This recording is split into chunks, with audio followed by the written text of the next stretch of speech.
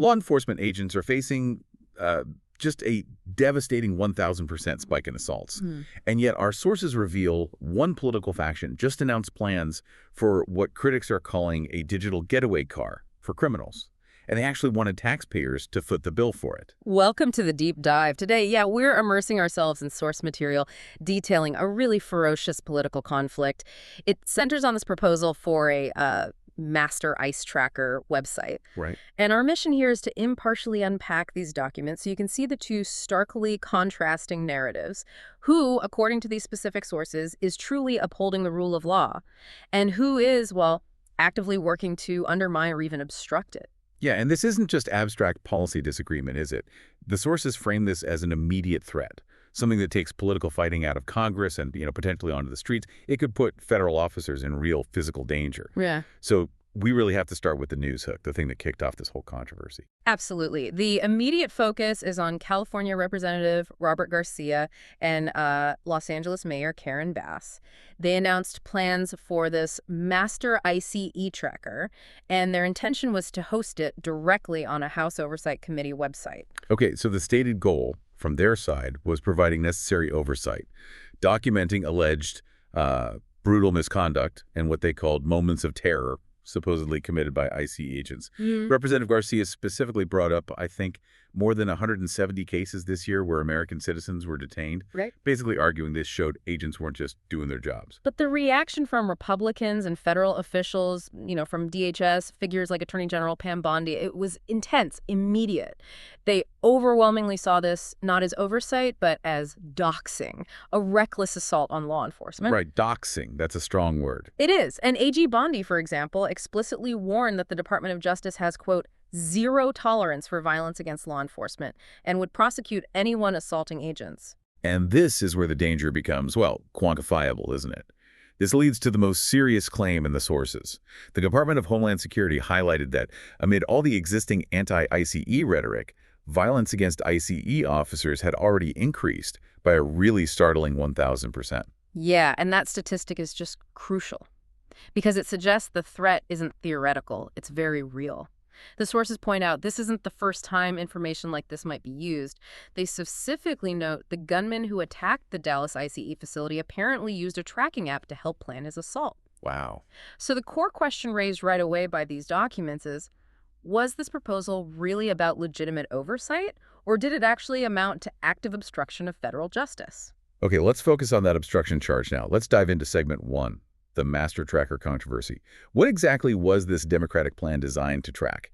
And why did critics immediately jump to seeing it through the lens of, well, potential criminality? Well, the sources claim the platform was meant to track, quote, every single instance of ICE activity.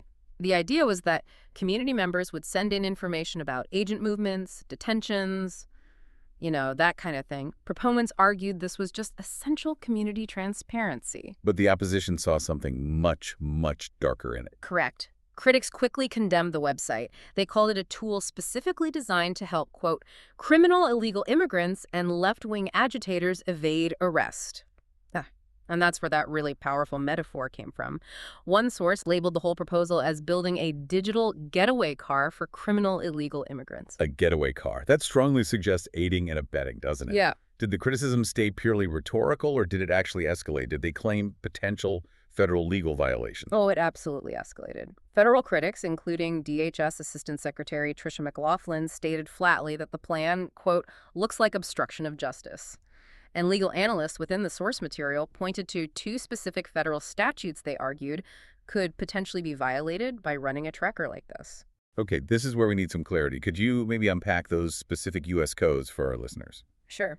The first one is 8 U.S. Code, Section 1324.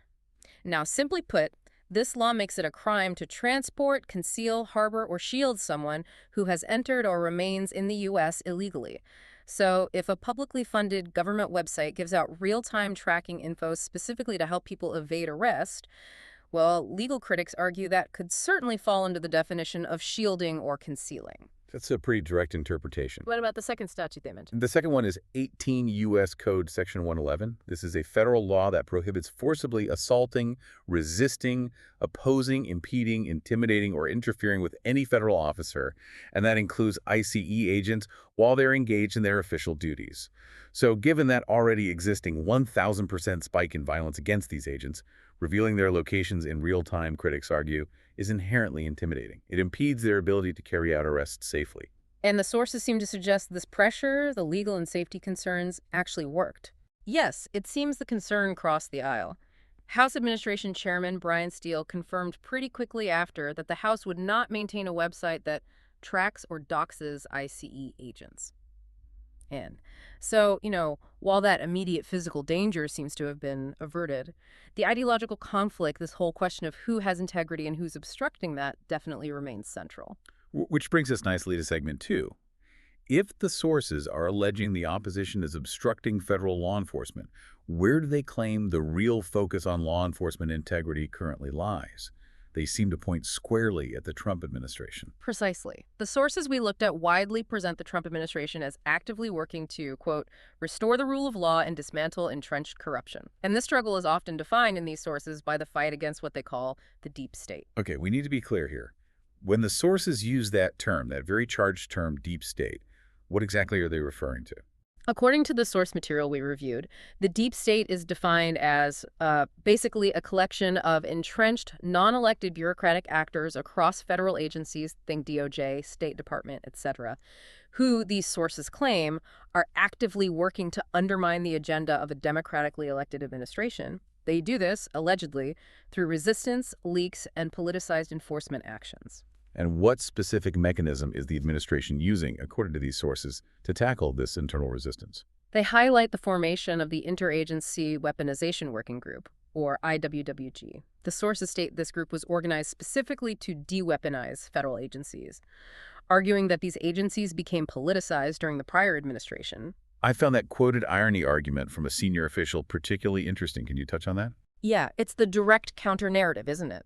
This official argued that the media is calling lawful oversight by this IWWG weaponization, while at the same time ignoring that, in their view, the previous administration had allegedly, quote, weaponized the entire U.S. federal government against the American people and Biden's political opponents. It's just a fundamental disagreement over who is really abusing power here. It's definitely a compelling claim, but the sources also point to measurable success as proof of their integrity in action, right? Well, not just words. they do. The material credits the Trump FBI with significant operational integrity and results. They say that since January, the FBI is credited with arresting 28,000 violent criminals and rescuing 5,400 missing children.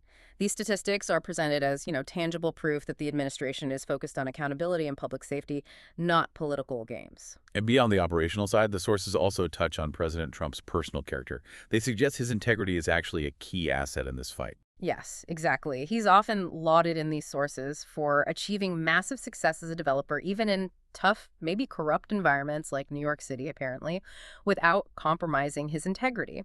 The argument is this proves he operates outside the typical system, doesn't need their money, doesn't seek their approval. Okay. The sources also mention things like his ongoing donation of his salary and paying for White House improvements himself, sort of as evidence of personal sacrifice. However, the sources aren't entirely without internal critique, are they? There's one pretty significant concern mentioned coming from conservative commentators themselves. That's right. It's an important point. The only major flaw cited within this material is the concern that the president's greatest flaw is maybe trusting the wrong people. This suggests that institutional resistance might still be quite rampant.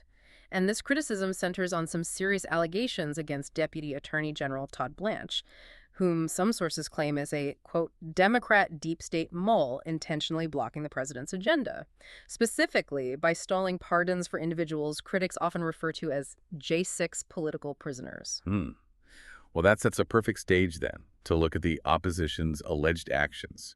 The corruption and political violence that critics claim are central to the strategy of those opposing the administration. Yeah, a major theme, it comes up again and again across the source material, is the integrity of the electoral process itself. Commentators claim there's an, quote, unprecedented amount of cheating in our elections, and they argue it's designed to maintain power. And the sources provide specific examples here. They move beyond just abstract theories to support this claim. They do. One claim involves multiple House seats in California.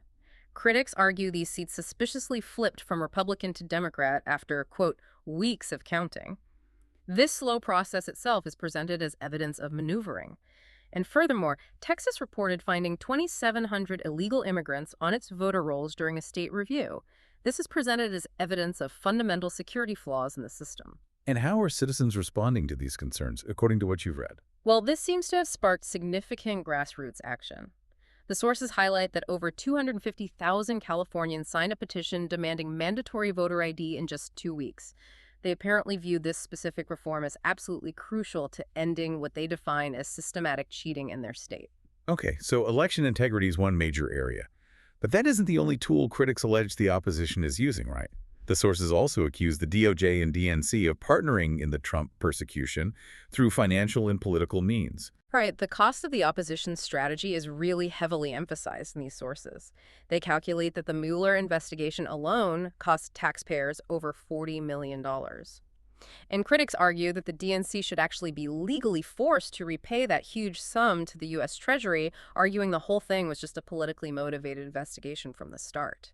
Okay, finally, let's turn to those extremely serious claims regarding the opposition's alleged tolerance for extremism, even political violence, particularly if it targets opponents or focuses on fighting the president. Yeah, the sources express genuine alarm here. They suggest that questionable ethics are sometimes tolerated, maybe even encouraged, as long as the focus remains on removing the current administration. They cite the really shocking case of Virginia Attorney General candidate Jay Jones, who allegedly expressed a desire to see his political opponents assassinated, including their children. Just staggering stuff. Unbelievable. And the sources also bring up the scrutiny faced by that Democratic Senate candidate, Graham Plattner. Yes. Plattner faced questions about a tattoo that critics claim looks like a Nazi symbol, though he stated it was acquired drunkenly and unknowingly. But that was alongside archived Reddit posts where he apparently labeled police officers as bastards and claimed white rural Americans actually are racist.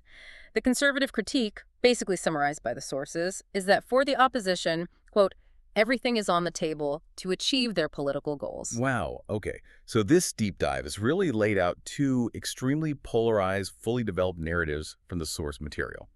On one side, these sources define the Trump administration as actively working to de-weaponize government, showing clear accountability like those 28,000 criminals arrested. And then on the other side, you have an opposition widely accused by these sources of leveraging government power for political ends. Right. From trying to obstruct federal law enforcement with things like the ICE tracker, to engaging in political persecution, maybe tolerating extremist rhetoric, all while facing these persistent, critical questions about election integrity.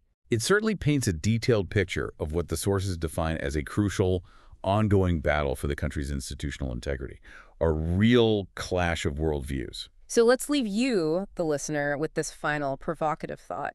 It builds directly on those long-term political fears raised in the sources we've discussed. The material alleges that things like open border policies and subsequent political maneuvering, like that attempted ICE tracker, are actually tactical moves, designed, they claim, to establish a permanent electoral majority. So given the statistics cited on election integrity concerns, you have to ask, is the political focus on weakening ICE and border enforcement primarily about protecting civil rights, as proponents claim? Or is it, as these critics allege, the strategic pursuit of electoral dominance, something that could fundamentally, perhaps permanently, reshape the U.S. demographic and voting landscape for decades to come? Lots to think about there. We hope this deep dive helps you dissect these complex, very high-stakes claims and gain some clarity on what both sides believe is truly at stake. We'll see you next time.